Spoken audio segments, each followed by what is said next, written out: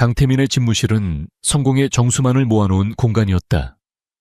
도시의 정형이 한눈에 들어오는 통유리창, 최소한의 가구로 배치된 미니멀리즘 인테리어, 그리고 그 중앙에 놓인 거대한 마호가니 책상까지. 모든 것이 완벽하게 통제된 질서 속에서 움직였다. 단 하나 그 공간의 주인인 강태민 자신을 제외하고는 그는 또다시 시작된 신경 발작에 이를 악물었다. 손끝에서부터 시작된 미세한 떨림은 순식간에 온몸으로 퍼져나가며 그의 의지를 비웃었다.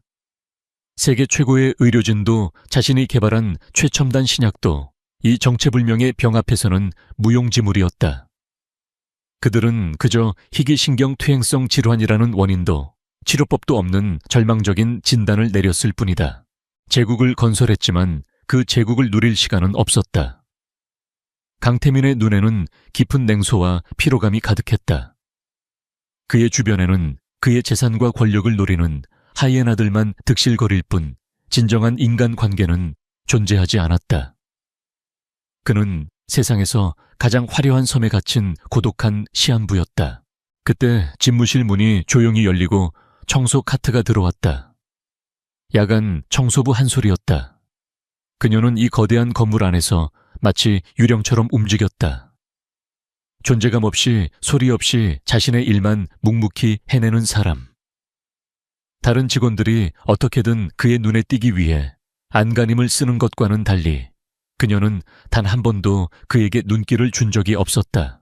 소리는 익숙하게 쓰레기통을 비우고 책상을 닦기 시작했다. 그녀의 움직임은 물 흐르듯 자연스러웠고 그 고요함이 역설적으로 강태민의 신경을 거슬렀다. 그의 세상은 무너져 내리고 있는데 저 여자는 너무나도 평온했다. 그러다 소리의 발걸음이 집무실 구석에서 멈췄다. 그곳에는 관리 소홀로 잎이 누렇게 뜨고 시들어가는 커다란 관상용 화분이 있었다. 값비싼 품종이었지만 이미 죽음의 그림자가 짙게 드리워져 있었다. 강태민에게 그것은 곧 다가올 자신의 모습과 다름없었다. 하지만 소리는 그렇게 생각하지 않는 듯 했다. 그녀는 청소 카트에서 작은 물병과 영양제를 꺼내 들었다. 그리고는 시든 잎을 조심스럽게 어루만지며 마치 살아있는 생명체에게 말을 걸듯 나직이 속삭였다. 아직 괜찮아. 조금만 힘을 내. 그녀는 마른 흙 위로 정성스럽게 물을 주고 영양제를 희석해 뿌리에 부어주었다. 그 모습에는 어떤 계산도 가식도 없었다. 오직 생명에 대한 순수한 연민과 애정만이 담겨 있었다. 강태민은 몇 달 만에 처음으로 자신의 고통 외의 것에 흥미를 느꼈다. 그의 무감각한 마음에 작은 파문이 일었다. 그는 녹슨 듯한 목소리로 그녀에게 물었다.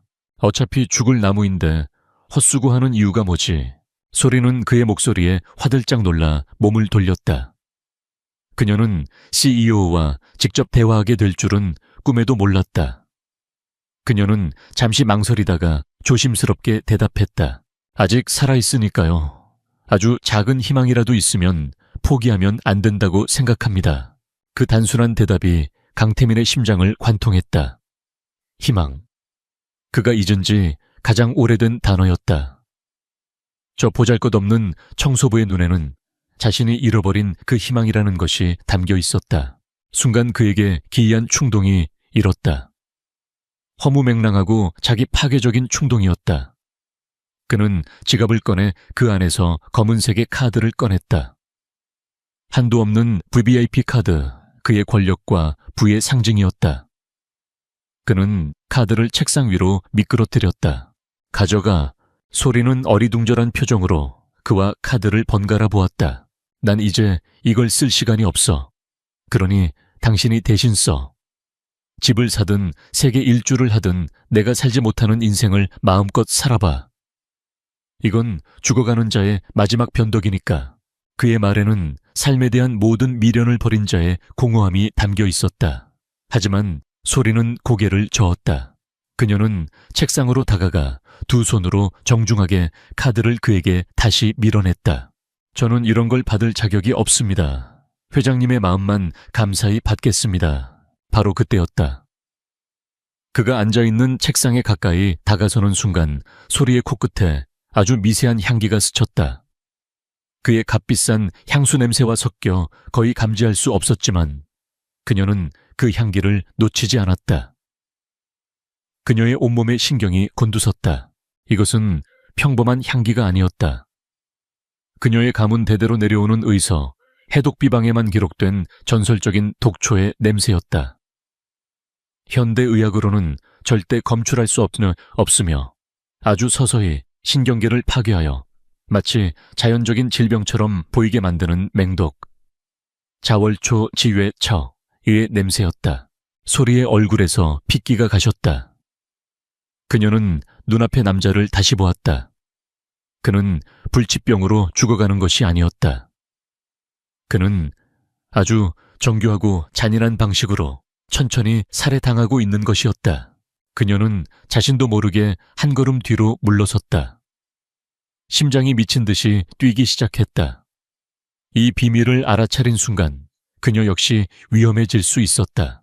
그럼 이만 나가보겠습니다. 그녀는 황급히 고개를 숙이고 집무실을 빠져나왔다.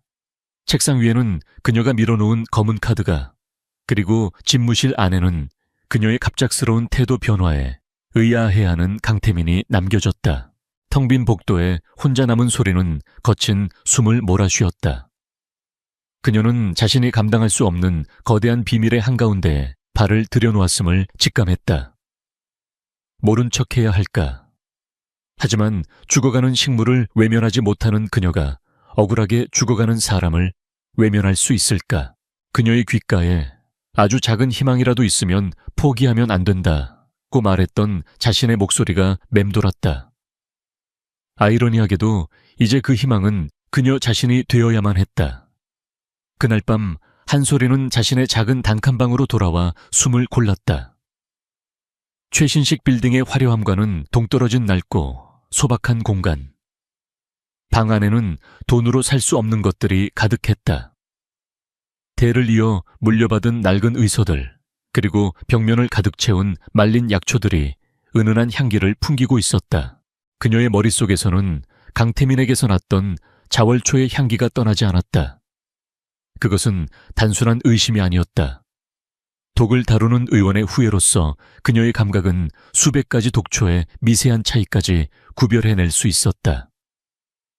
할아버지께서는 늘 말씀하셨다. 우리의 능력은 사람을 살릴 수도 죽일 수도 있다. 그러니 세상에 드러내지 말고 그림자처럼 살아가야 한다. 가문의 비기를 탐낸 권력자들에게 핍박받았던 조상들의 역사는 은둔이야말로 유일한 생존법임을 가르쳐주고 있었다. 관여해서는 안 된다. 그것이 가문의 철칙이었다. 하지만 그녀의 뇌리에서 죽은 식물에게 말을 걸던 자신의 모습과 아주 작은 희망이라도 있으면 포기하면 안 된다고 말하던 자신의 목소리가 떠나지 않았다. 그리고 그 말을 듣고 찰나의 생기를 보였던 강태민의 공허한 눈빛도 그녀는 하룻밤을 꼬박 고민했다. 그리고 동이 틀 무렵 결심을 내렸다. 모른 척할 수 없다. 하지만 섣불리 움직일 수도 없다. 먼저 자신의 감각이 틀리지 않았다는 명확한 증거를 찾아야만 했다. 다음 날부터 그녀의 청소는 조용한 수사로 변모했다. 그녀는 이전보다 더욱 존재감을 지우고 그림자처럼 움직였다. 하지만 그녀의 모든 신경은 예리하게 날이 서 있었다. 그녀의 청소 카트 안에는 남들이 보기엔 그저 평범한 청소 도구들 사이에 그녀만이 아는 특수한 도구들이 숨겨져 있었다. 그녀는 강태민의 집무실에서 아주 조심스럽게 증거를 수집하기 시작했다. 그가 앉았던 의자 틈새의 먼지, 그가 마셨던 찻잔에 남은 미세한 침전물, 그리고 그의 어깨에서 떨어진 머리카락 한 올까지. 가장 중요한 것은 그 시든 화분의 흙이었다. 자월초는 종종 흙이나 아로마 디퓨저를 통해 공기 중으로 아주 미량씩 퍼뜨리는 가장 교활한 방식의 독살법에 사용되었기 때문이다. 그러던 어느 날 밤 그녀가 화분의 흙을 채취하려던 순간 집무실 문이 열리고 한 남자가 들어왔다. 유진 바이오파마의 부회장이자 강태민의 사촌인 최진석이었다. 그는 병든 사촌을 걱정하는 듯한 인자한 미소를 띠고 있었다. 늦은 시간까지 고생이 많군. 그가 부드럽게 말을 건넸지만 소리는 본능적으로 몸을 움츠렸다. 그의 온화한 가면 뒤에서 그녀는 뱀처럼 차갑고 끈적한 기운을 느꼈다. 최진석은 태민의 책상 위를 둘러보는 척하다가 아주 교묘하게 아로마 디퓨저의 상태를 확인했다. 그 짧은 순간 소리는 확신했다. 독은 바로 저 디퓨저를 통해 퍼지고 있다는 것을. 최진석은 그녀를 한번 훑어보고는 아무 일 없었다는 듯이 사무실을 나갔다. 그의 등 뒤로 소리는 식은땀을 흘렸다. 이제 이 일은 단순한 의심이 아니라 명백한 위협이 되었다. 그날 밤 소리는 수집한 모든 증거물을 가지고 자신의 작은 방으로 돌아왔다. 그녀의 실험실은 최첨단 장비가 아닌 오직 전통적인 방식으로만 운영되었다. 그녀는 특수한 약초로 만든 시약에 채취한 샘플들을 녹여 반응을 살폈다. 세계 변화 침전물의 형태, 심지어는 특정 약초에만 반응하는 작은 벌레의 움직임까지도. 그것은 현대 과학이 놓치는 생명과 생명 사이의 미세한 교감을 읽어내는 그녀만의 방식이었다. 몇 시간에 걸친 분석 끝에 결과가 나왔다. 모든 샘플에서 아주 미량이지만 명백한 자월초의 반응이 나타났다. 그녀의 감각은 틀리지 않았다. 강태민은 매일 아주 조금씩 그가 가장 안전하다고 믿는 공간에서 독살당하고 있었다. 이제 그녀 앞에는 3가지 선택지만이 남았다. 경찰에 신고하는 것. 하지만 청소부의 말을 누가 믿어줄까? 이런 고대의 독초를 증명할 방법도 없었다. 미친 여자 취급을 받기 십상이었다. 2번째는 도망치는 것이다. 가문의 철칙대로 위험한 비밀을 외면하고 자신의 안전을 지키는 것. 그리고 마지막 선택지. 머무르며 싸우는 것. 소리는 할아버지가 물려주신 낡은 의서를 펼쳤다. 그 첫 장에는 이렇게 적혀 있었다. 의원은 사람을 가리지 않으며 목숨의 경중을 따지지 않는다. 살릴 수 있는 생명이 있다면 위험을 감수하고 손을 내미는 것이 의원의 숙명이다. 그녀는 결심을 굳혔다. 이것은 더 이상 강태민 한 사람의 문제가 아니었다. 가문의 유산과 그녀 자신의 양심을 지키기 위한 싸움이었다. 그녀는 의서의 다음 장을 넘겼다. 그곳에는 자월초의 독성을 중화시키는 1단계 해독제 처방전이 적혀 있었다. 그녀의 눈빛이 강철처럼 단단해졌다. 그녀는 더 이상 평범한 청소부가 아니었다. 그녀는 의원이었다. 그리고 이제 그녀는 전쟁을 시작할 것이다. 한소리의 작은 방은 이제 비밀스러운 약재실이 되었다. 그녀는 가문의 의서에 따라 자월초의 독성을 중화시킬 1단계 해독제 제조에 들어갔다. 주재료는 새벽 이슬을 머금은 백화사설초우와 달빛 아래에서만 피어나는 은방울꽃의 뿌리였다. 그녀가 옥상 텃밭에 비밀스럽게 갖고 온 세상에 알려지지 않은 희귀 약초들이었다. 그녀의 손길은 수십 년 경력의 장인처럼 정교하고 신중했다. 약초를 빻고 찌고 말리는 모든 과정에는 정해진 순서와 시간이 있었다. 이것은 단순한 약초 차가 아니었다. 독의 기운을 잠재우고 막힌 혀를 뚫어줄 생명의 물방울이었다. 꼬박 이틀에 걸친 작업 끝에 그녀는 마침내 잘게 빻은 약재를 작은 티백 안에 담아냈다.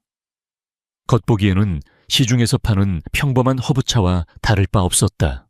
이제 남은 문제는 어떻게 이것을 강태민에게 전달하느냐였다. 그는 자신의 병세 때문에 음식과 음료에 극도로 예민한 상태일 터였다. 그의 모든 것은 충직한 비서나 전담 직원에 의해 관리될 것이 분명했다. 청소부가 건네는 차를 그가 의심 없이 마실 리 만무했다. 소리는 다시 한번 관찰자가 되었다. 그녀는 청소하는 척하며 강태민과 그의 주변을 샅샅이 훑었다. 그녀의 눈에 강태민의 충직한 비서 박 비서가 들어왔다. 그는 매일 오후 3시가 되면 강태민의 스트레스 완화를 위해 특정 브랜드의 유기농 캐모마일 차를 준비했다. 그리고 소리는 박 비서가 종종 다른 업무로 자리를 비운다는 사실도 파악했다. 기회는 바로 그것이었다. 다음 날 오후 소리는 계획을 실행에 옮겼다. 그녀는 비서실 근처 복도에서 일부러 물통을 엎질렀다. 어머, 죄송합니다. 제가 바로 치우겠습니다. 그녀의 과장된 목소리에 박 비서가 잠시 자리에서 일어나 복도로 나왔다. 괜찮습니까? 도움이 필요하면. 아닙니다, 비서님. 금방 끝납니다. 박 비서의 시선이 복도에 쏠린 그 짧은 몇 분. 소리는 유령처럼 비서실 안쪽에 탕비실로 스며들었다. 심장이 세차게 뛰었다. 이것은 그녀의 첫 번째 방역이자 돌이킬 수 없는 강을 건너는 일이었다. 그녀는 재빠르게 캐모마일차 상자를 열어 자신의 해독차 티백과 하나를 바꿔치기 했다. 그리고는 아무 일도 없었다는 듯이 다시 복도로 나와 묵묵히 바닥을 닦았다. 잠시 후 박 비서는 아무것도 모른 채 탕비실로 들어가 차를 준비했다. 그리고 그 차는 강태민의 책상 위에 놓였다. 그때 마침 강태민은 또 한 번의 극심한 통증 발작을 겪고 있었다. 그는 모든 것을 포기한 사람처럼 무심하게 찻잔을 들어 한 모금 마셨다. 향기로운 캐모마일 향 뒤에 아주 희미하게 흙냄새와 풀냄새가 섞여 있었지만 그는 알아채지 못했다. 처음에는 아무런 변화도 없었다. 그저 또 하나의 효과 없는 위약에 불과한 시도라고 생각했다. 하지만 1시간쯤 지났을까? 기적 같은 일이 일어났다. 그의 삶의 일부처럼 되어버렸던 손떨림이 눈에 띄게 잦아들었다. 온몸의 신경을 칼로 찌르는 듯했던 날카로운 통증이 견딜 만한 수준의 둔한 통증으로 가라앉았다.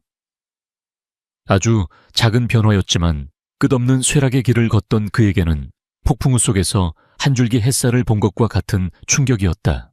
그는 멍하니 자신의 손을 내려다보았다. 떨림이 멎은 손가락을 쥐었다 폈다 반복했다. 믿을 수가 없었다.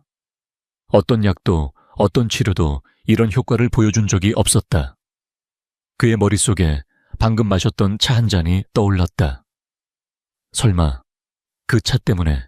한편 강태민의 작은 변화는 최측근들을 통해 조용히 퍼져나갔다. 박 비서는 안도감에 몇몇 신뢰하는 동료에게 대표님 상태가 오늘따라 조금 좋아 보이신다고 말했다.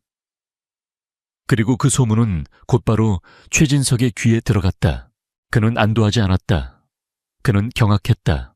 그가 사용한 자월초는 아주 미량이라도 꾸준히 투여되면 절대 병세가 호전될 수 없는 독이었다. 어떤 외부 요인이 없다면 이런 일은 절대 불가능했다. 그의 완벽한 계획에 누군가 개입하고 있었다. 최진석은 즉시 자신만의 조사를 시작했다. 그는 의료진에게 새로운 치료법을 시도했는지 물었지만 대답은 아니오였다. 그는 강태민의 음식과 음료 기록을 전부 확인했지만 모든 것이 평소와 같았다. 그의 차갑고 계산적인 시선이 강태민의 사무실에 접근할 수 있는 모든 사람을 샅샅이 훑기 시작했다.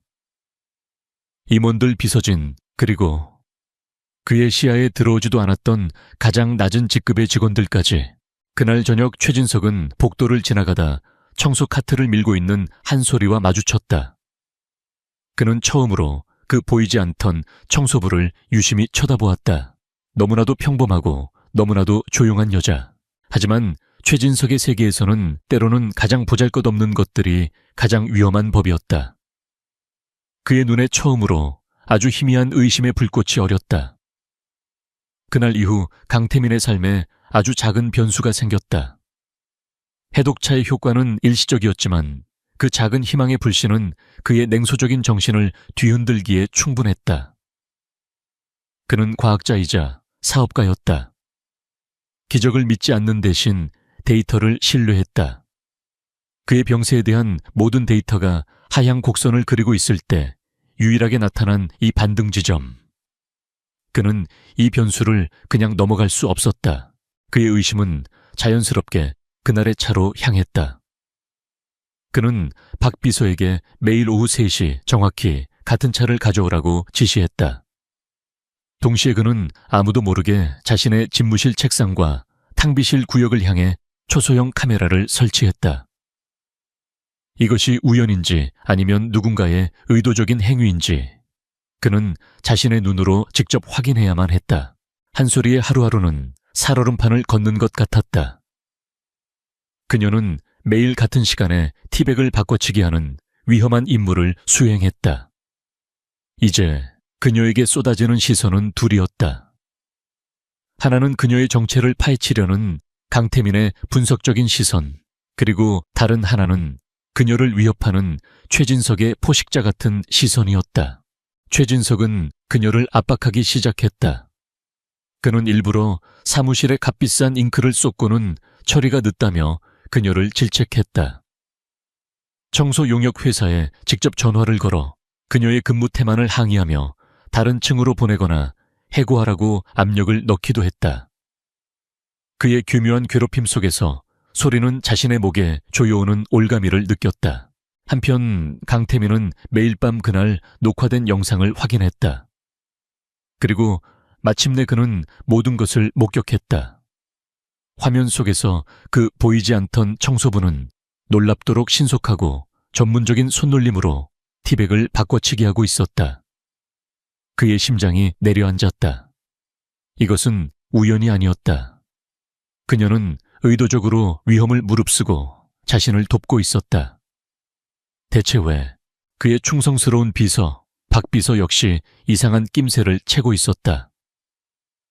부회장이 대표의 건강 상태와 청소부에 대해 유별난 관심을 보이는 것, 그리고 대표의 컨디션이 매일 오후 정확히 차를 마신 뒤에만 미세하게 좋아지는 것.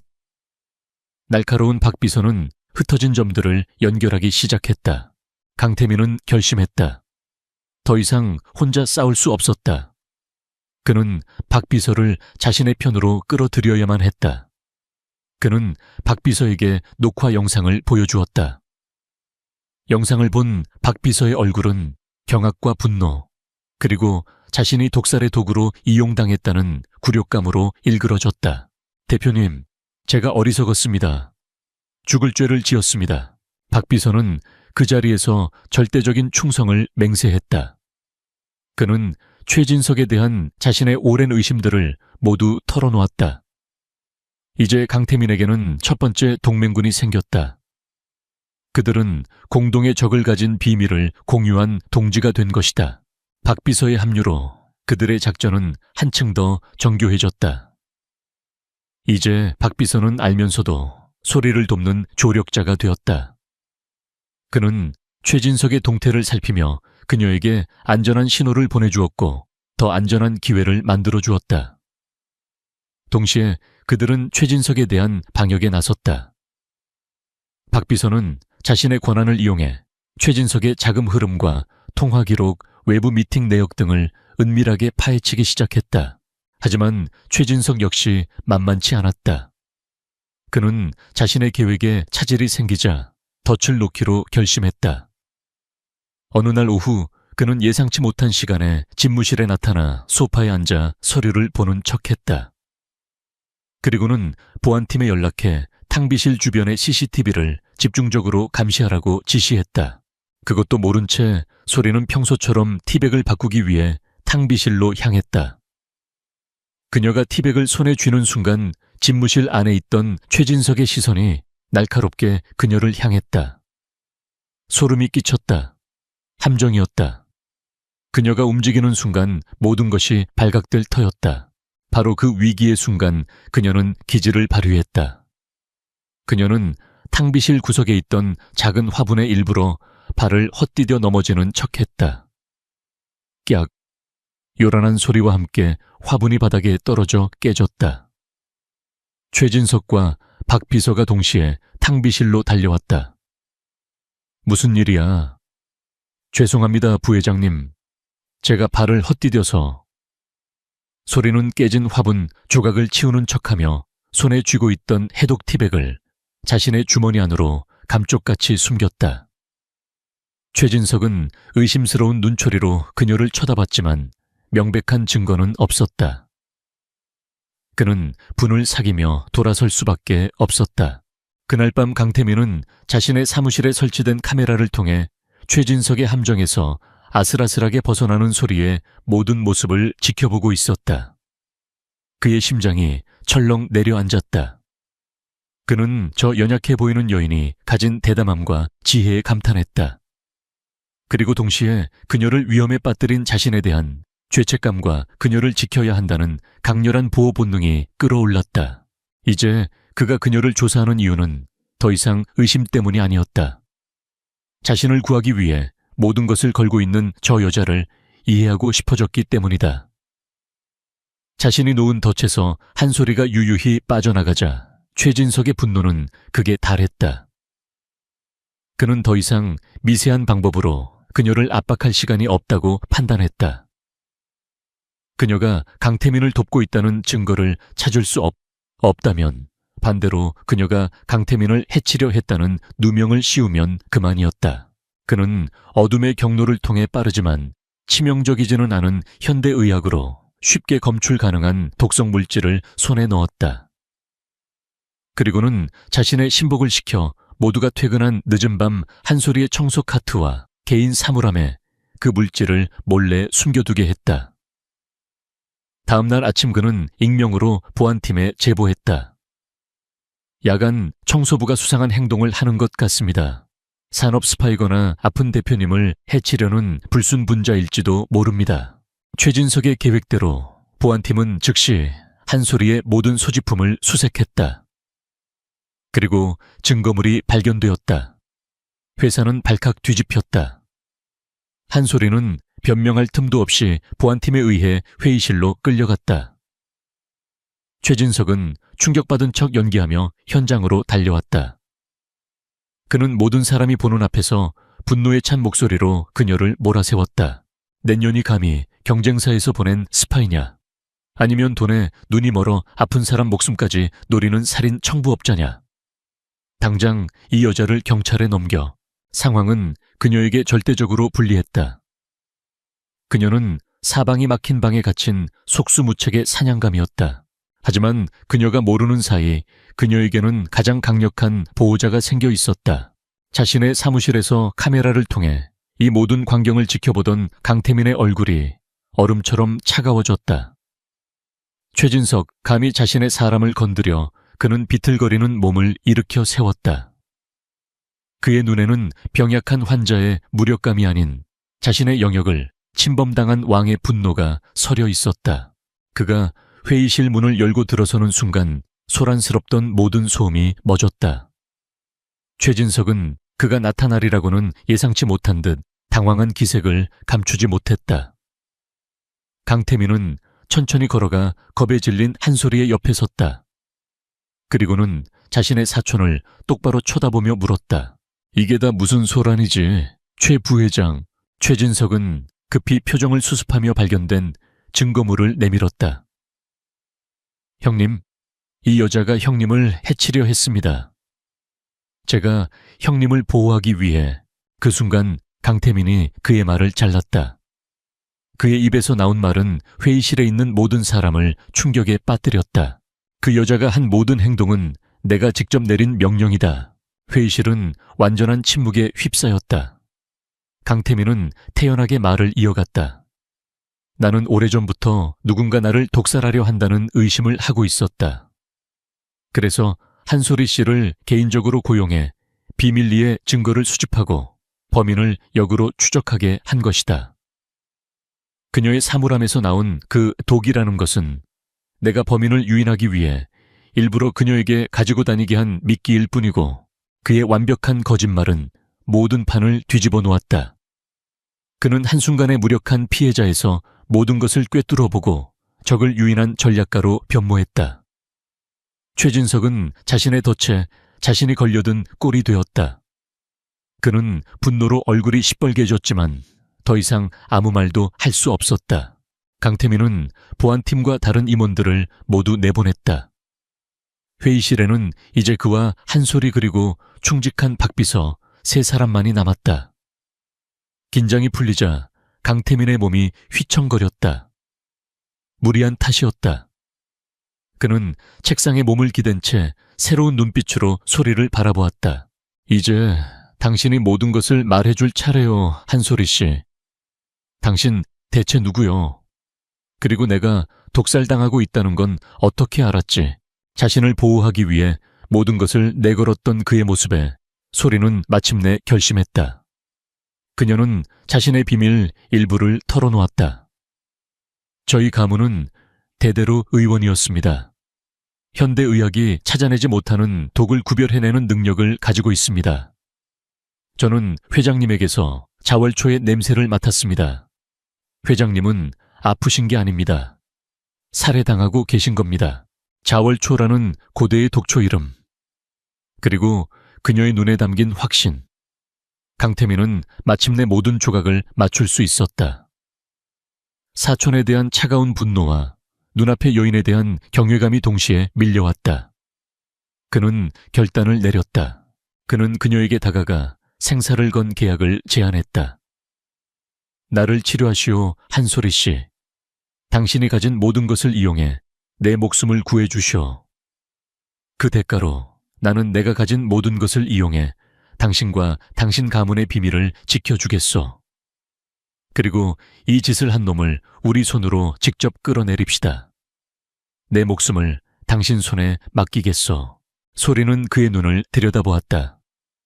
그곳에는 더 이상 죽어가는 환자가 없었다. 전쟁을 준비하는 왕이 있었다. 그녀는 말없이 하지만 단호하게 고개를 끄덕였다. 그렇게 죽음을 눈앞에 둔 CEO와 정체를 숨긴 의원 사이에 목숨을 건 동맹이 맺어졌다. 강태민의 세상은 하룻밤 사이에 바뀌었다. 그는 더 이상 유진 바이오파마의 CEO가 아니었다. 그는 한솔이라는 의원의 유일한 환자이자 보이지 않는 적과 싸워야 하는 전사였다. 박 비서는 강태민의 지시에 따라 서울 외곽의 한적한 곳에 위치한 비밀 별장을 그들의 새로운 작전 기지로 삼았다. 최첨단 보안 시스템과 의료시설이 갖춰진 그곳은 세상과 완벽하게 단절된 그들만의 요새였다. 한소리는 더 이상 청소부가 아니었다. 그녀는 가문의 모든 비기를 걸고 한 사람의 목숨을 책임져야 하는 의원이었다. 그녀는 별장에 도착하자마자 본격적인 해독 치료를 시작했다. 그것은 단순히 차를 마시는 것과는 차원이 다른 고통스러운 과정이었다. 그녀는 은침을 사용해 그의 막힌 혈도를 뚫고 죽어가는 신경을 자극했다. 침이 몸에 박힐 때마다 강태민은 온몸의 근육이 뒤틀리는 듯한 격통에 시달려야 했다. 매일 밤 그는 쓴맛이 지독한 탕약을 마셔야 했다. 탕약이 몸에 들어가면 독소를 밀어내는 과정에서 극심한 고열과 오한이 그를 덮쳤다. 그것은 병으로 앓던 고통보다 몇 배는 더 지독한 살아있는 지옥과도 같은 시간이었다. 강태민은 이를 악물고 버텼다. 몇 번이고 포기하고 싶었지만 곁에서 묵묵히 자신을 지키는 한소리의 침착한 눈빛을 보며 마음을 다잡았다.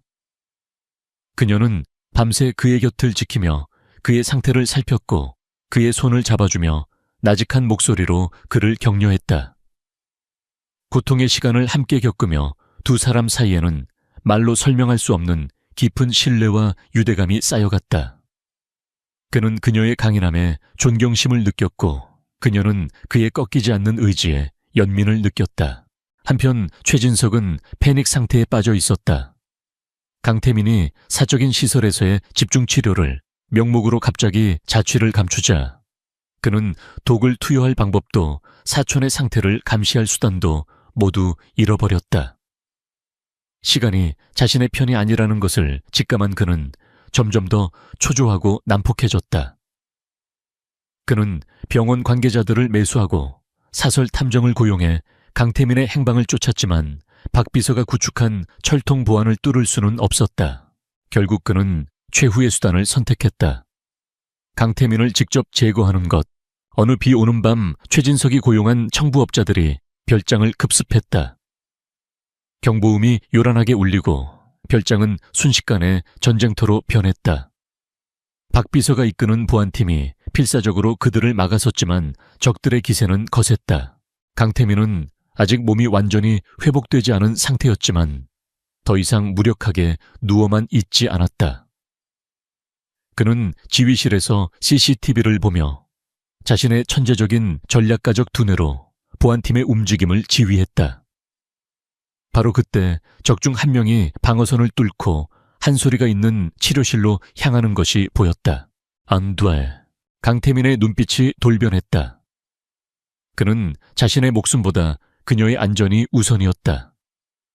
그는 직접 총을 들고 치료실로 달려가 그녀의 앞을 가로막았다.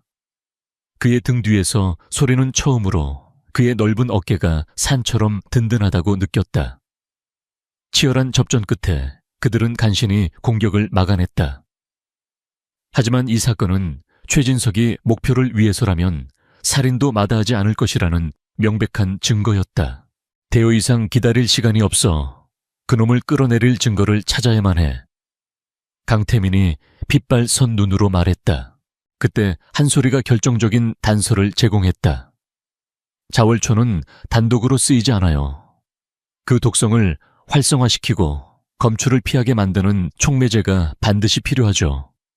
그 촉매제 역시 그 자체로는 무해한 희귀 약초입니다.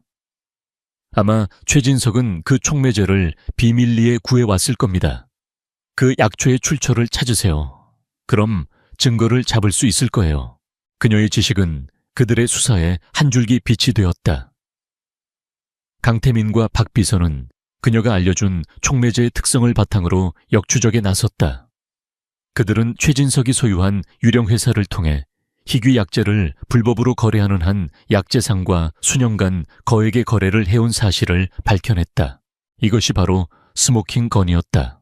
박 비서는 자신의 모든 능력을 동원해 그들의 거래 장부와 송금 내역을 확보하는 데 성공했다.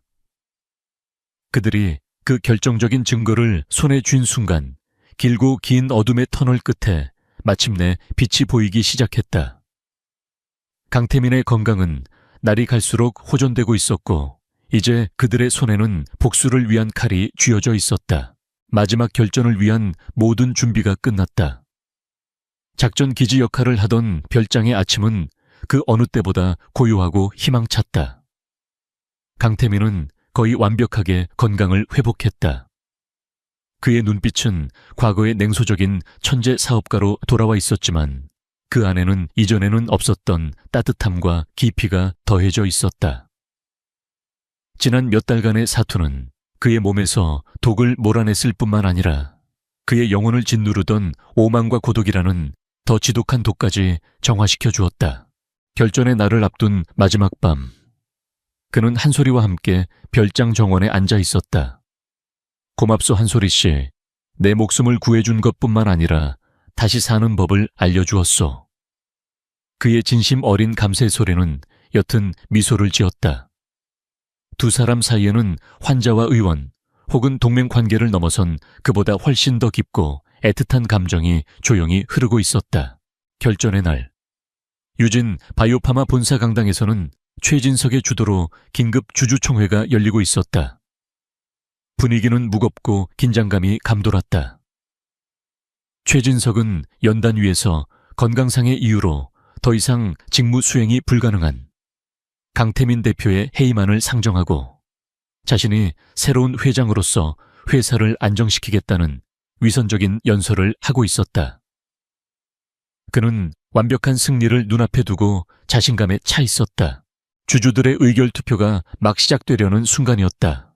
강당의 육중한 문이 활짝 열렸다. 장내는 순식간에 물을 끼얹은 듯 조용해졌다. 모든 사람의 시선이 문으로 쏠렸다. 그곳에는 죽었다고 알려졌던 남자 강태민이 서 있었다. 그 어느 때보다도 건강하고 위풍당당한 모습으로. 그리고 그의 곁에는 더 이상 허름한 청소부 유니폼이 아닌 단아하고 기품 있는 옷차림의 한소리가 함께였다. 최진석의 얼굴에서 핏기가 사라졌다.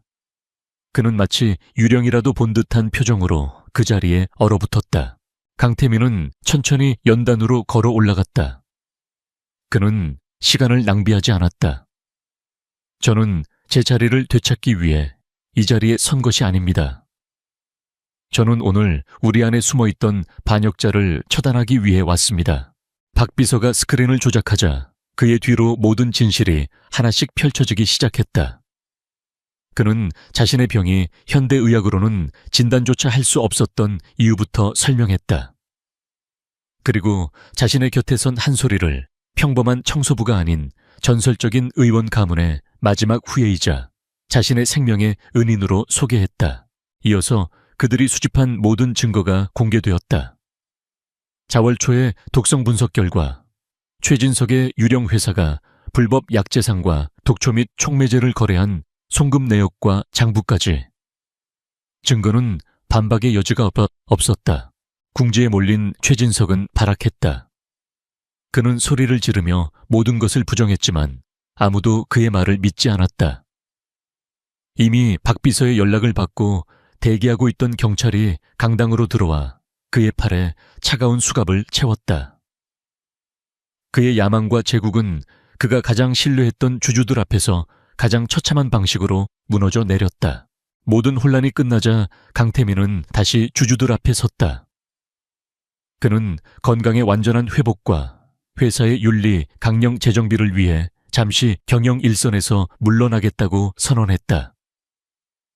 대신 그는 자신의 사제를 출연하여 전통 및 희귀의학 지식을 보존하고 연구하는 새로운 재단을 설립할 것이며 그 재단의 책임자로 한소리를 임명하겠다고 발표했다. 그것은 그녀의 능력과 가문의 유산을 존중하는 그녀에게 줄 수 있는 최고의 명예였다. 몇 달의 시간이 흘렀다. 이야기의 마지막 장면은 더 이상 차가운 회의실이 아니었다. 강태민이 한소리를 위해 지어준 햇살이 가득한 아름다운 온실 식물원이었다. 그곳은 그녀가 사용하는 희귀 약초들로 가득했다.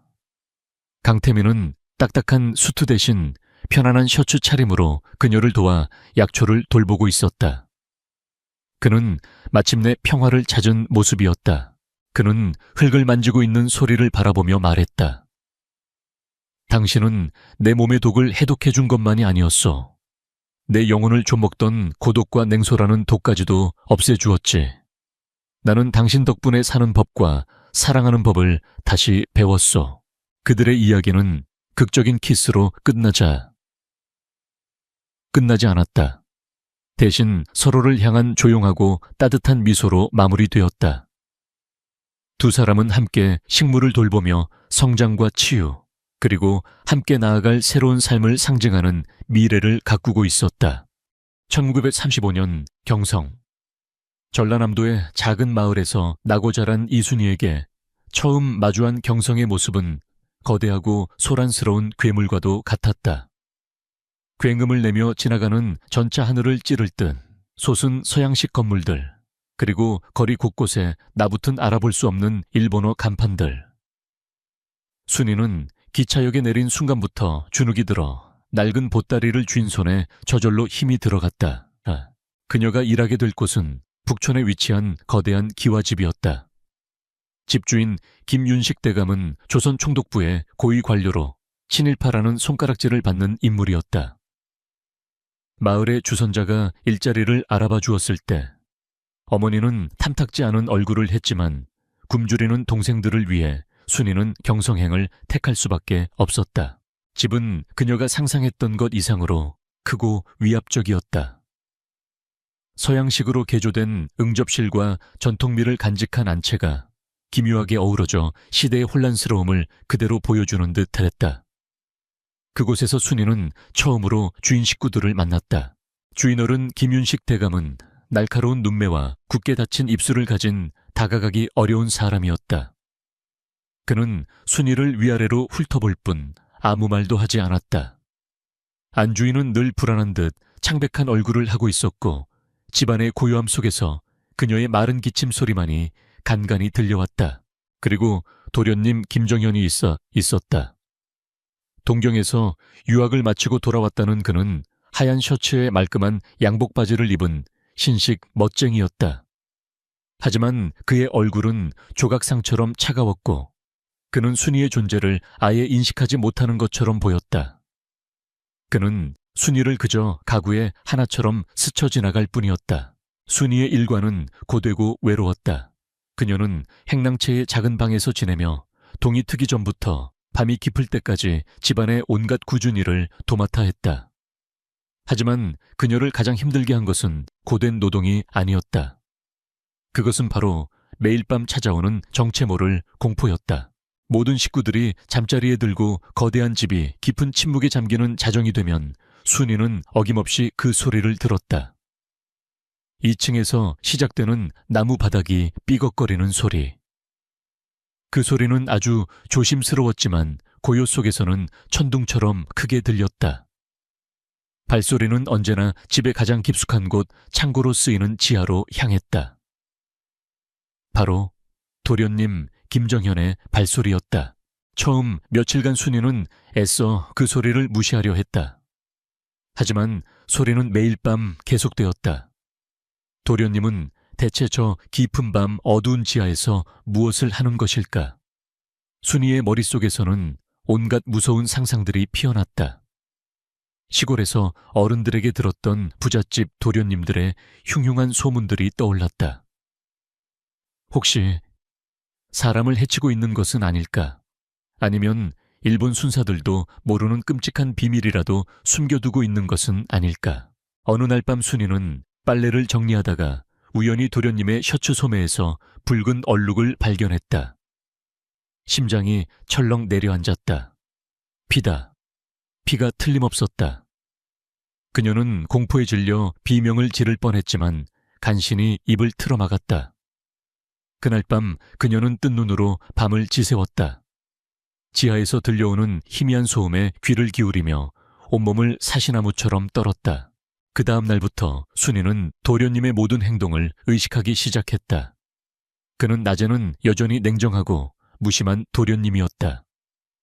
친구들과 어울려 당구를 치고 서양에서 건너온 유행가를 흥얼거렸다. 하지만 그의 눈빛 어딘가에는 언제나 깊은 그늘이 드리워져 있었다. 그 그늘은 밤이 되면 더욱 짙어졌다. 어느 날은 지하에서 무언가 무거운 것을 끄는 듯한 소리가 들려왔다. 또 어느 날은 억지로 무언가를 참는 듯한 낮은 신음소리가 희미하게 들려오는 것 같기도 했다. 순이는 이제 잠을 이룰 수 없었다. 이 집에 계속 있다가는 자신도 언젠가 저 지하실의 비밀과 함께 사라져 버릴지도 모른다는 공포가 그녀를 짓눌렀다. 이대로는 안 된다. 알아봐야만 한다. 두려움에 떨면서도 순이는 결심했다. 그녀는 그저 돈을 벌러 온 시골 처녀였지만 이대로 끔찍한 비밀의 방관자가 될 수는 없었다. 자신의 목숨을 지키기 위해서라도 도련님이 숨기고 있는 비밀을 알아내야만 했다. 오늘 밤 다시 그 발소리가 들리면 그녀는 뒤를 쫓아가 보기로 했다. 어떤 끔찍한 진실이 기다리고 있든 더 이상 무지 속에서 공포에 떨고만 있을 수는 없었다. 촛불 아래 순이는 자신의 작은 두 손을 마주 잡았다. 그녀의 여리고 작은 심장이 시대의 거대한 그림자와 맞서기 위해 비장하게 뛰고 있었다. 며칠 동안 순이는 낮에는 묵묵히 일을 하고 밤에는 공포에 떨었다. 도련님의 비밀스러운 밤 외출은 계속되었고 그때마다 순이의 상상 속 괴물은 점점 더 끔찍한 모습으로 부풀어 올랐다. 이대로는 안 된다는 것을 알면서도 섣불리 행동에 나설 용기가 나지 않았다. 기회는 장대비가 쏟아지던 어느 여름밤에 찾아왔다. 천둥 소리가 기왓장을 흔들고 빗줄기가 세차게 마당을 때렸다. 이런 밤이라면 자신의 작은 발소리쯤은 빗소리에 묻혀버릴 터였다. 그날도 자정이 되자 어김없이 삐걱거리는 소리가 들려왔다. 순이는 이불 속에서 몸을 일으켰다. 심장이 세차게 뛰었지만 이번에는 두려움 때문만이 아니었다. 진실을 마주해야 한다는 비장한 결심 때문이었다. 그녀는 소리나지 않게 행랑채의 문을 열고 쏟아지는 비를 맞으며 안채의 툇마루 밑으로 몸을 숨겼다. 잠시 후 도련님 김정현이 방에서 나왔다. 그는 주위를 한번 살피더니 익숙하게 지하로 향하는 문으로 사라졌다. 순이는 그가 안으로 완전히 들어간 것을 확인하고 몇 분을 더 기다렸다. 그리고는 고양이처럼 소리 없이 그의 뒤를 따랐다. 지하실로 이어지는 계단은 어둡고 축축했다. 곰팡내와 묵은 먼지 냄새가 코를 찔렀다. 아래쪽에서는 희미한 등불빛이 새어나오고 있었다. 순이는 계단 중간에 멈춰서서 굳게 닫힌 문틈으로 안을 엿보았다. 그리고 그녀의 눈에 들어온 광경은 그녀가 밤새 상상했던 그 어떤 끔찍한 장면과도 달랐다. 지하실 안에는 고문 도구도 핏자국도 없었다. 대신 한쪽 구석에는 낡은 등삭이 한 대가 놓여 있었고 그 옆에는 종이 더미가 산처럼 쌓여 있었다. 종이 위에는 그녀도 읽을 수 있는 굵은 한글이 적혀 있었다. 대한독립 만세. 빼앗긴 들에도 봄은 오는가. 다른 한쪽에는 나무 상자들이 가득했다. 상자 겉면에는 상해, 만주 같은 지명들이 적혀 있었다. 도련님과 그와 비슷해 보이는 젊은 청년 2명이 그 상자들 앞에 모여 앉아 있었다. 그들의 얼굴은 굳어 있었고 목소리는 낮았지만 열기로 가득 차 있었다. 상해 임시정부로 보낼 자금이 거의 다 모였네. 문제는 이 자금과 인쇄물들을 어떻게 일본 순사들의 눈을 피해 국경까지 옮기느냐 하는 것이야. 도련님이 낮은 목소리로 말했다. 그 냉정하고 오만해 보이던 얼굴에 지금은 나라의 운명을 걱정하는 깊은 고뇌가 서려 있었다. 순이는 그 자리에 얼어붙었다. 친일파 고관대작의 아들 신식 멋쟁이 도련님이 독립운동가였다니. 그녀가 피라고 생각했던 것은 전단을 찍어내던 붉은 잉크였고 고문 소리라고 생각했던 것은 등사기가 돌아가는 소리와 자금 상자를 옮기는 소리였던 것이다. 모든 오해와 두려움이 한순간에 사라지고 그 자리에는 거대한 충격과 함께 뜨거운 무언가가 차올랐다. 존경심이었다. 저 차가운 가면 뒤에 저렇게 뜨거운 심장을 숨기고 목숨을 건 싸움을 하고 있었구나.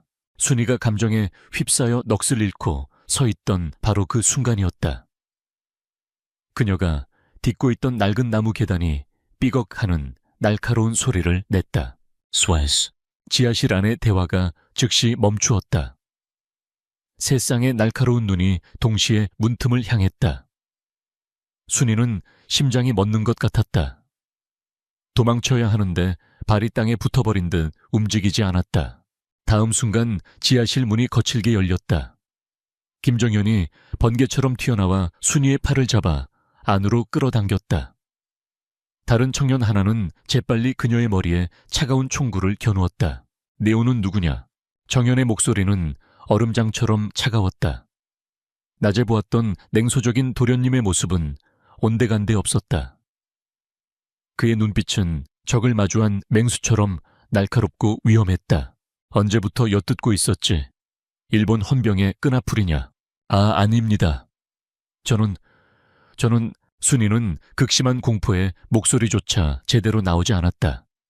그녀의 눈에서는 눈물이 비오듯 쏟아졌다. 청년들은 그녀가 겁에 질린 척 연기하는 외놈의 앞잡이라고 생각한 듯 서로 눈짓을 주고받았다.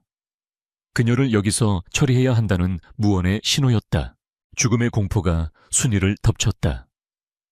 하지만 그 공포를 뚫고 방금 전 지하실에서 보았던 광경과 그들의 뜨거운 대화가 머릿속을 스쳐 지나갔다. 이분들은 나라를 위해 목숨을 내건 분들이다. 내가 죽는 것은 두렵지만 이분들의 위대한 일이 나 때문에 잘못되어서는 안 된다.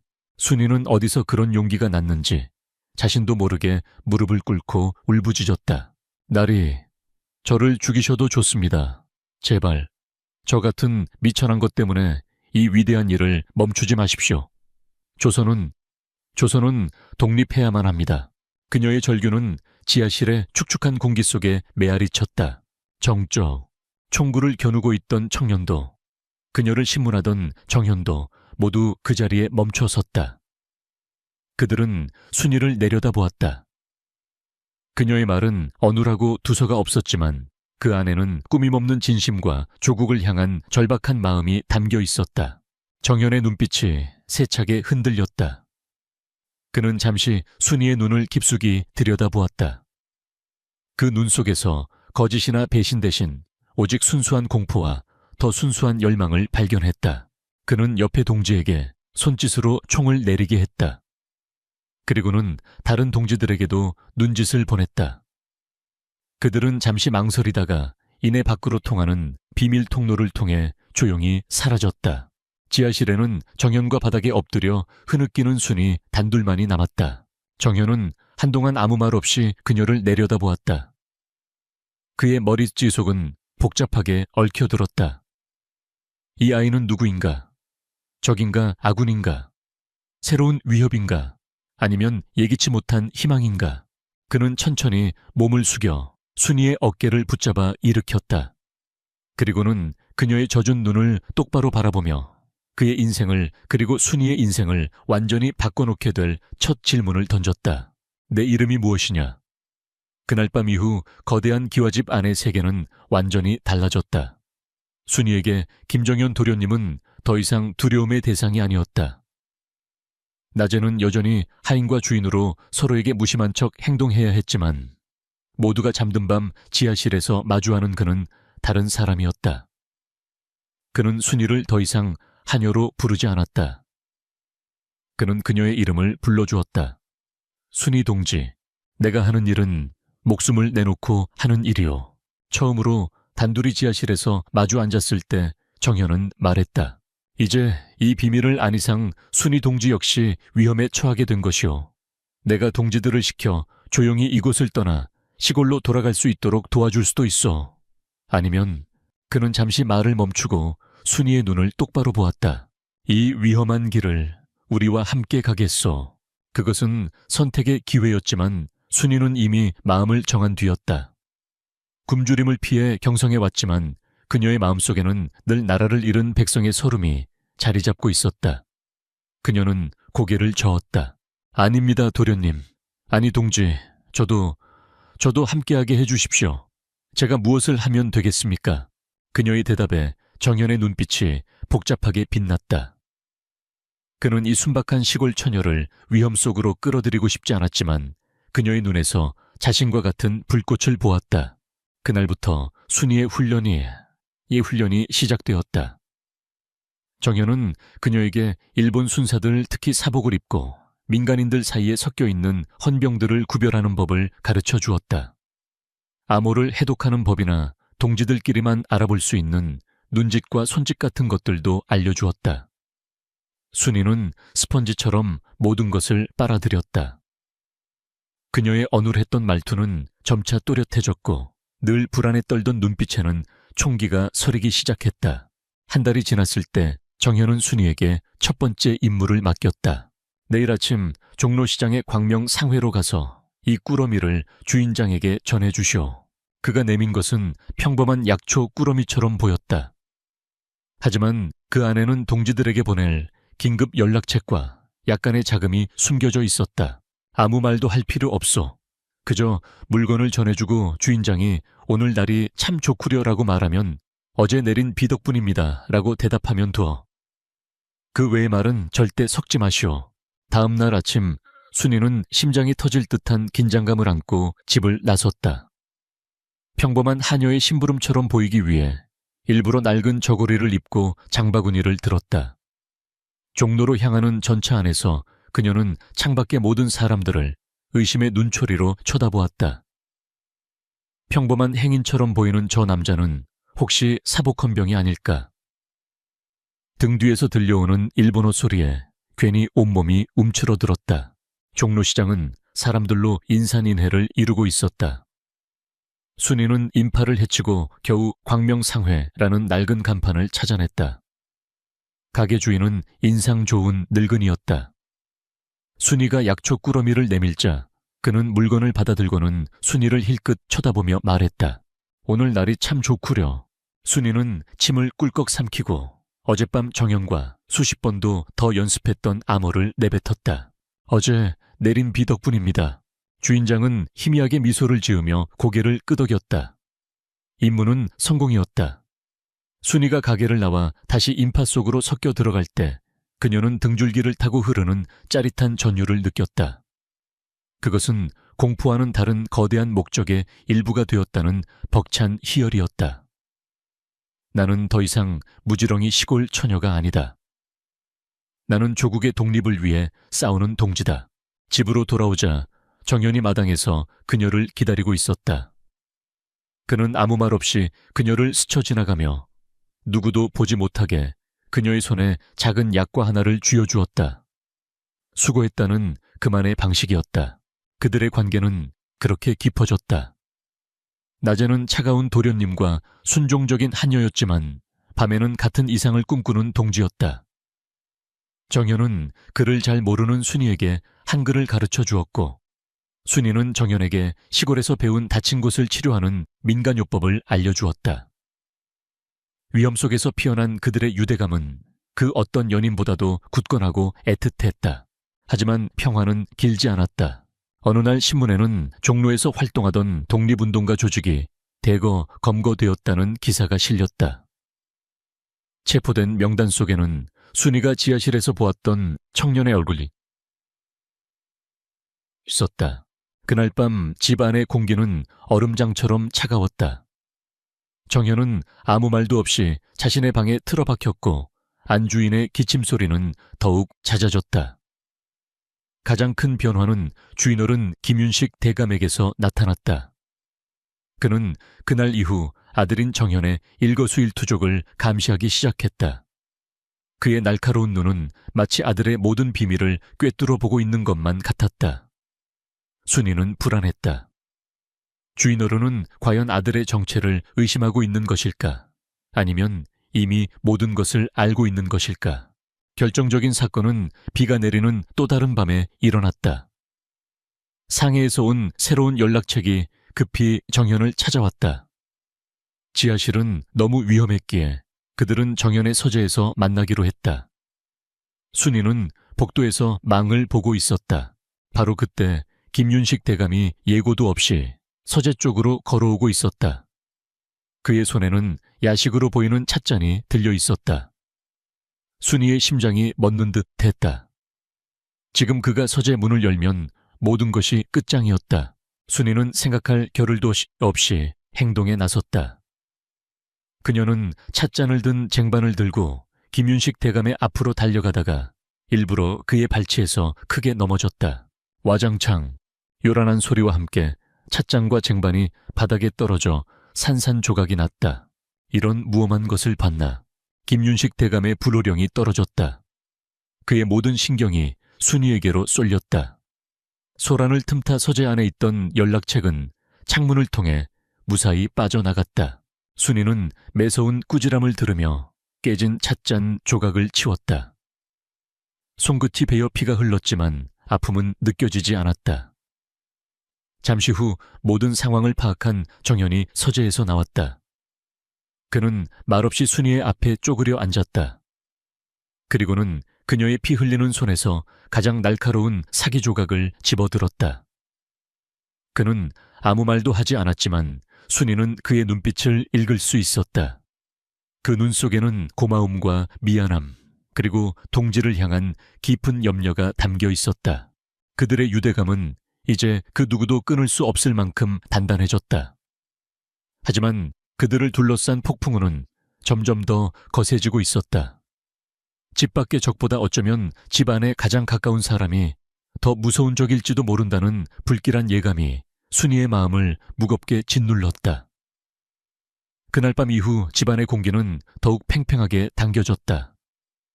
김윤식 대감은 아들 정현의 모든 것을 감시하는 듯했고 정현은 그런 아버지의 시선을 피하며 더욱 조심스럽게 움직였다. 순이는 그 둘 사이에 보이지 않는 신경전 속에서 살얼음판을 걷는 듯한 불안한 나날을 보내야 했다. 하지만 그들의 시간은 얼마 남지 않았다. 종로에서 체포된 동지는 일본 헌병대의 무자비한 고문을 이기지 못하고 결국 조직에 대한 단서를 조금 흘리고 말았다. 그는 정확한 이름과 장소는 말하지 않았지만 총독부 고관대작의 아들이 깊이 연관되어 있다는 사실을 실토했다. 일본 헌병대의 다나카 경감은 노예한 사냥꾼이었다. 그는 그 작은 단서를 놓치지 않았다.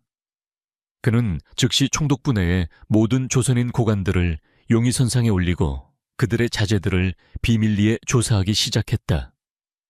그리고 그의 의심은 곧 동경 유학파 출신의 늘 최신 유행을 좇으면서도 어딘가 그늘이 있는 청년 김정현에게로 향했다.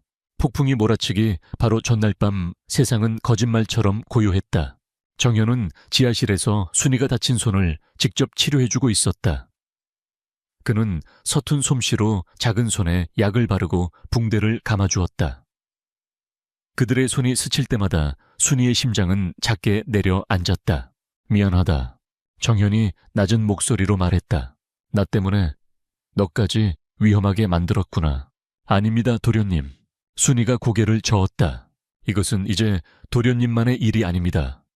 저의 일이기도 합니다. 저는 동지이지 않습니까? 그녀의 당찬 대답에 정현은 처음으로 희미한 미소를 지어 보였다. 차가운 가면 뒤에 숨겨진 그의 진짜 따뜻한 미소였다. 그 순간 지하실의 차가운 공기 속에 잠시나마 온기가 감돌았다. 그들은 곧 상해로 보낼 막대한 양의 자금을 정리해야만 했다. 그들의 가장 중요하고도 가장 위험한 임무가 코앞으로 다가와 있었다. 바로 다음 날 밤이었다. 정현과 순이가 마지막 자금 상자를 꾸리고 있을 때 집 밖에서 여러 대의 자동차가 급정거하는 날카로운 소리가 들려왔다. 심장이 쿵 내려앉았다. 이어 대문을 부술듯이 두드리는 거친 소리와 함께 일본어로 외치는 고함 소리가 들려왔다. 문 열어, 헌병이다. 문 열지 않으면 부수고 들어가겠다. 올 것이 오고야 만 것이었다. 젠장. 정현이 욕설을 내뱉었다. 지하실은 그들의 요새였지만 동시에 완벽한 함정이기도 했다. 그는 순이를 돌아보았다. 그녀의 얼굴은 새하얗게 질려 있었다. 순이야, 저쪽 비밀 통로로 어서 피해. 실례습니다. 도련님 혼자 두고 갈 수 없습니다. 그들이 옥신각신하는 사이 위층에서는 이미 아수라장이 펼쳐지고 있었다. 김윤식 대감의 녹이 어린 목소리와 안주인의 비명, 그리고 집기들이 부서지는 소리가 뒤섞여 들려왔다. 일본 헌병들은 이미 집 안으로 난입한 것이었다. 이 무쇠운 무리한 짓인가? 내가 누군지 알고 감히 이 따위 행패를 부리는 것이냐? 닥치시오 김대감. 당신의 아들 김정현이 독립운동에 연루되었다는 첩보를 입수했다. 집안 전체를 수색하겠다. 다나카 경감의 차가운 목소리가 들려왔다. 정현과 순이는 필사적으로 증거물들을 숨기기 시작했다. 등사기 위에는 낡은 천을 덮었고 전단 뭉치들은 석탄 더미 아래에 밀어 넣어놓았다. 하지만 수많은 쫄은 자금 상자들은 어찌할 도리가 없었다. 계단을 통해 내려오는 요란한 군화 소리가 점점 더 가까워졌다. 이제 모든 것이 끝장이라고 생각한 순간이었다. 꽝, 꽝, 꽝. 헌병들이 지하실 문을 도끼로 부수기 시작했다. 정현은 순이를 자신의 등 뒤로 숨기고 품속에서 권총을 꺼내 들었다. 그의 눈에는 더 이상 두려움이 없었다. 오직 조국과 동지를 지키지 못했다는 절망, 그리고 마지막까지 싸우겠다는 결의만이 이글거리고 있었다. 마침내 육중한 나무문이 거대한 굉음과 함께 부서져 나갔다. 먼지더미 속으로 총을 든 헌병들이 지하실 안으로 들이닥쳤다. 그리고 그들 앞에는 다나카 경감이 서 있었다.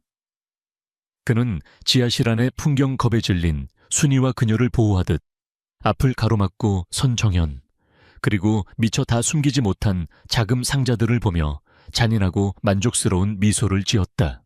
가자스간. 다나카의 목소리는 승리감으로 가득 차 있었다.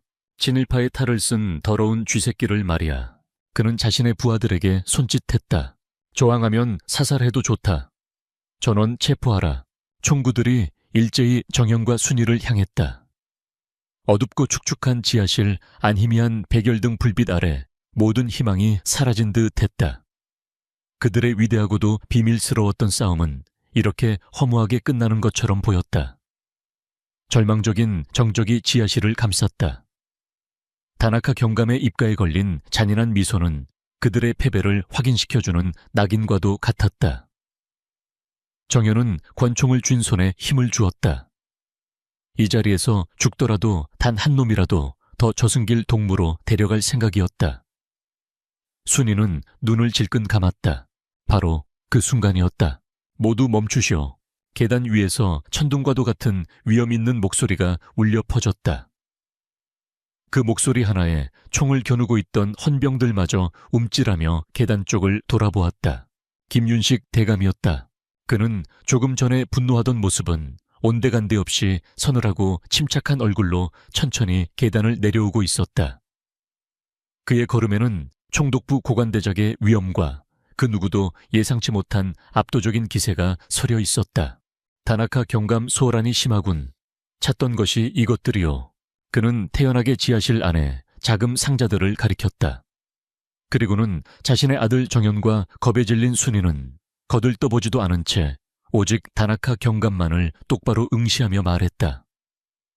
그의 목소리는 낮았지만 지하실 전체를 울릴 만큼 힘이 있었다. 이 모든 것은 내가 한 일이오. 내 아들은 이 미천한 계집은 아무것도 모르오. 뭐라고요? 다나카는 코웃음을 쳤다.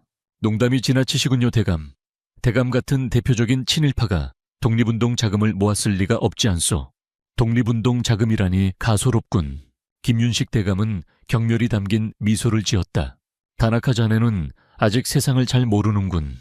영원한 아군도 영원한 적군도 없는 법이지. 내가 외놈들의 개가 되어 충성을 바치는 동안 다른 한편으로는 나의 왕국을 건설할 자금을 모았을 거라고는 생각지 못했나. 그는 가장 가까이에 있던 상자 하나를 발로 찼다. 상자가 열리며 그 안에서 돈다발과 함께 두루마리 문서들이 쏟아져 나왔다. 저것들을 확인해 보시오. 저것은 독립자금이 아니라 총독부 내의 다른 일본인 고관들의 비리를 기록한 장부와 그들을 협박하여 뜯어낸 검은 돈이오. 나는 일본 제국에 충성하는 척하며 그들의 약점을 끌어모아 나만의 제국을 세우려 했을 뿐이다.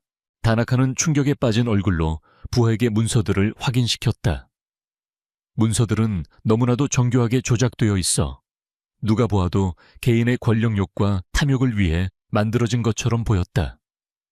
김윤식은 심지어 자신의 서재에 있는 비밀 공간까지 알려주며 그곳에 더 많은 증거가 있다고 말했다. 그는 스스로를 구국의 영웅이 아닌 교활하고 탐욕스러운 배신자로 몰아가고 있었다. 다나카가 절대 의심할 수 없는 가장 그럴듯한 범죄자의 모습으로. 이 모든 것이 아들과 아들이 지키려 했던 대의를 위한 그의 마지막 연극이었다. 정연과 순이는 그 자리에 못 박힌 듯 서서 눈앞에 펼쳐지는 광경을 믿을 수 없다는 듯이 바라보았다. 정연은 이제야 깨달았다. 아버지의 냉대와 감시, 그 모든 것이 자신을 막기 위함이 아니라 자신을 지키기 위한 방패였다는 것을. 아버지는 가장 위험한 방식으로 가장 외로운 싸움을 혼자서 해오고 있었던 것이다. 결국 다나카는 김윤식 대감을 체포하기로 결정했다. 그는 거대한 부패 스캔들의 주범을 체포하는 공을 세우게 된 것이었다. 수갑이 채워진 김윤식 대감이 아들 정연의 곁을 스쳐 지나갔다. 그는 아들을 쳐다보지 않았다. 하지만 그의 입에서 나온 낮은 목소리는 오직 정연의 심장에만 박혔다. 이제 네가 이 집의 가장이다. 그것은 단순한 말이 아니었다. 자신의 모든 것을 희생한 아버지가 아들에게 조국의 운명을 넘기는 마지막 유언이었다. 정연은 눈물을 참기 위해 입술을 깨물었다. 아버지의 넓은 등이 계단 위로 사라지는 모습을 그는 평생 잊지 못할 것이다. 몇 주 후 경성의 신문들은 일제히 친일파 거두 김윤식의 배신과 탐욕에 대한 기사로 도배되었다.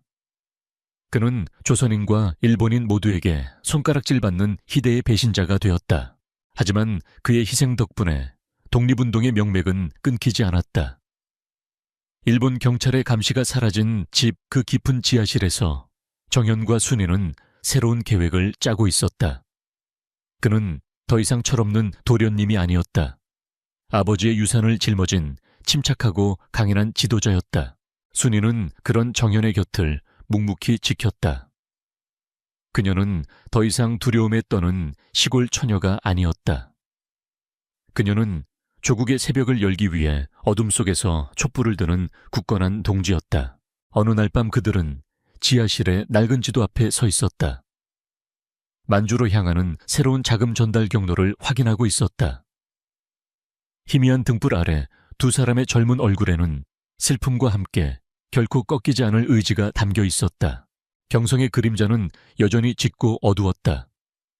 하지만 가장 깊고 어두운 그 지하실 안에서 작지만 결코 꺼지지 않을 하나의 불꽃이 타오르고 있었다. 그것은 아버지가 아들에게 남긴 위대한 사랑이자 희망의 불꽃이었다.